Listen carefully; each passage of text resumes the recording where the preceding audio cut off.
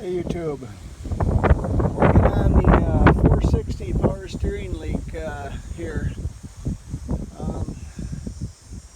One person that I noticed on YouTube had a fairly decent video of how this thing was put together in front.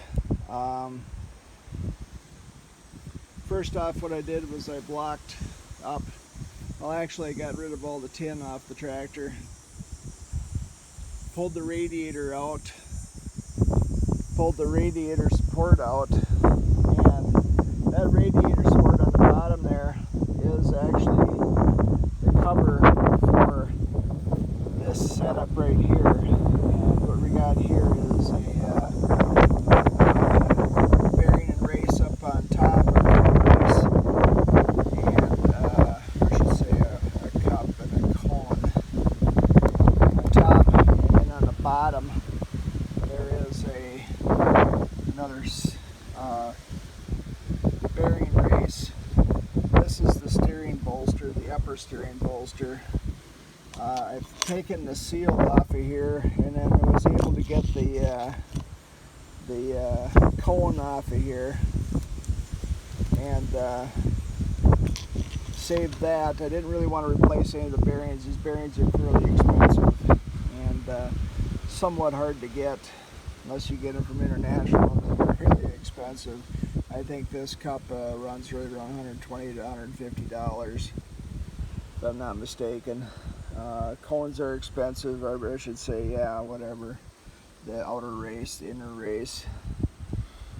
But anyway, from what I can tell, what was leaking on here was a lower O-ring, and nobody really showed that right here, and it's kind of hard to see here.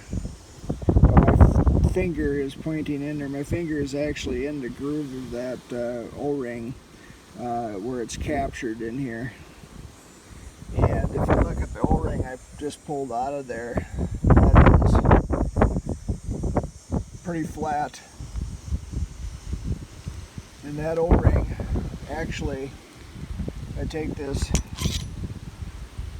inner race and bearings out, that O-ring went down right here, and that fits really loose on here. So sorry about the wind, I can't help it. That's all there's to it.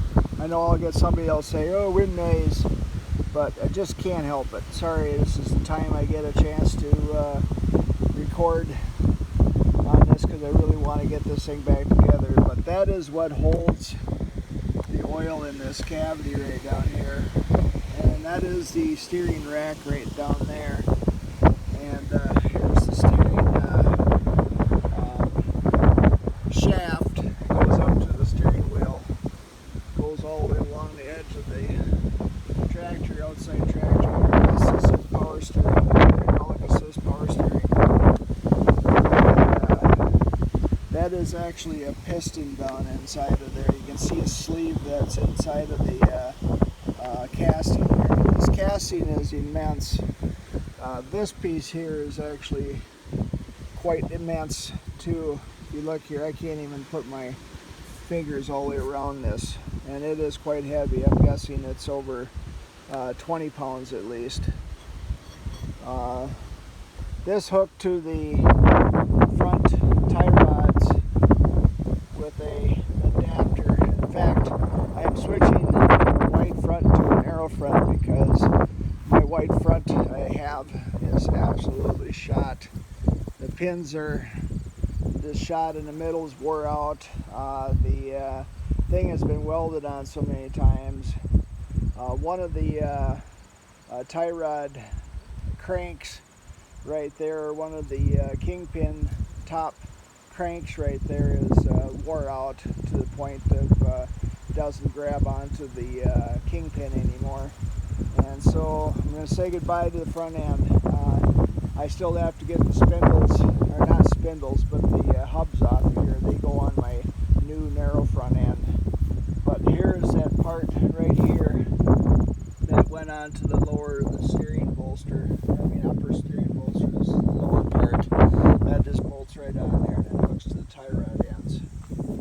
got this out of the way so I could work on it.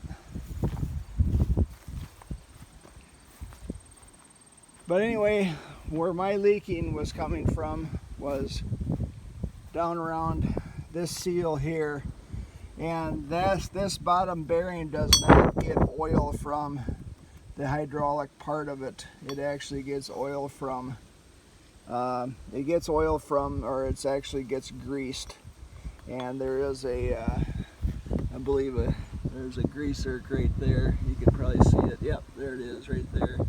There's a grease zerk right there, and that gets grease there, but this will get packed. Seal goes on here. If I can keep this from flying out way here in the wind.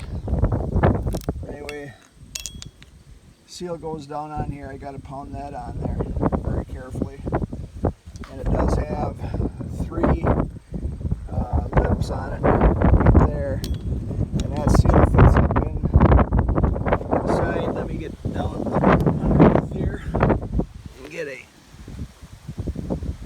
picture from the bottom. Here you can see that O-ring groove right up here. This seal, kind of nice. They put dirt side on here. I don't know if you can see that or not. But this seal goes right up in here. Fits right up in here, and that'll be a fairly tight fit. But I think what had happened is the lock ring on top that I was busted, and the nut was turning. I gotta get that nut to show you. Set that seal back up here. Sorry for the camera action here. Go in my messy garage here. Worst, I think I have Mr. Heavy Chevy beat on the messiest garage of all YouTube. So I got him beat. Don't worry about it there, Mr. Heavy Chevy.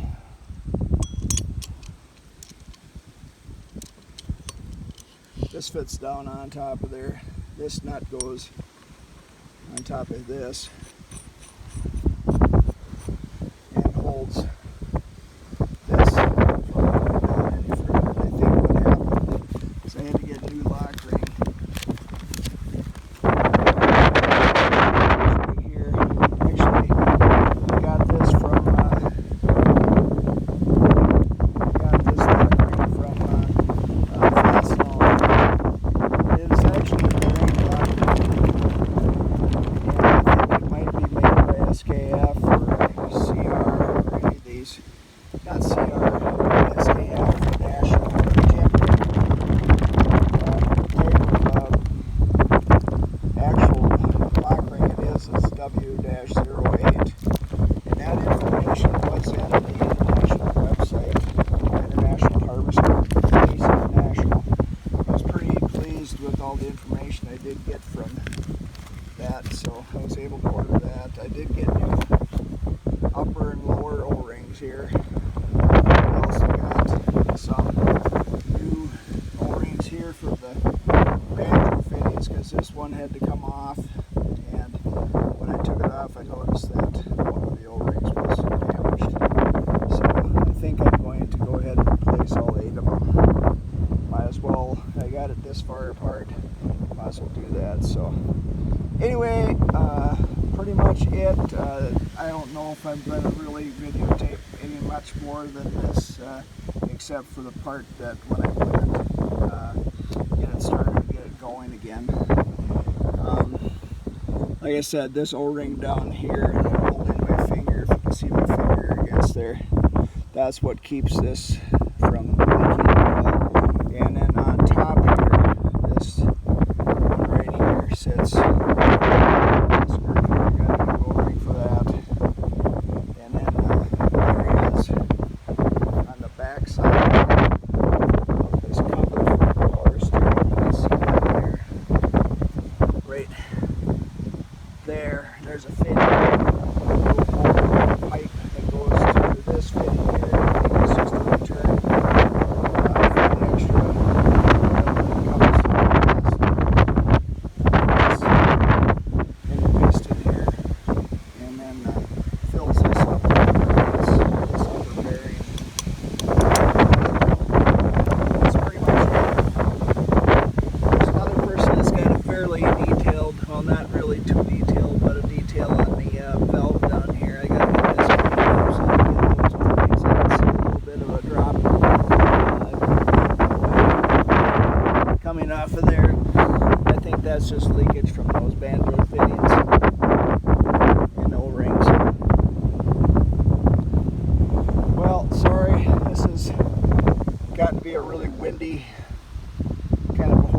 video, but I'm hoping this helps.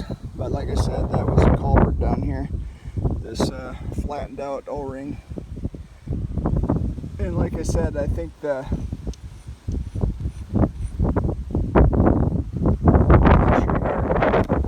this part was actually broken out of it. The part that goes down into the,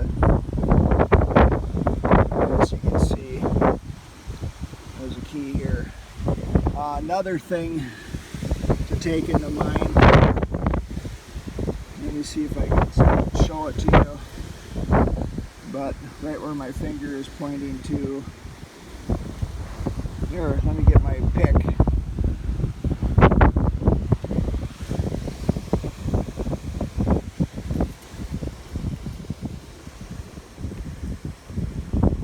Right where my pick is pointing to, that is a mark on the rack teeth.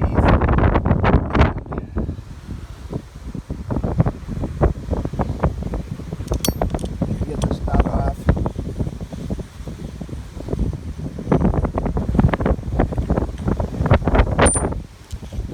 Bearing cone off. And right between my two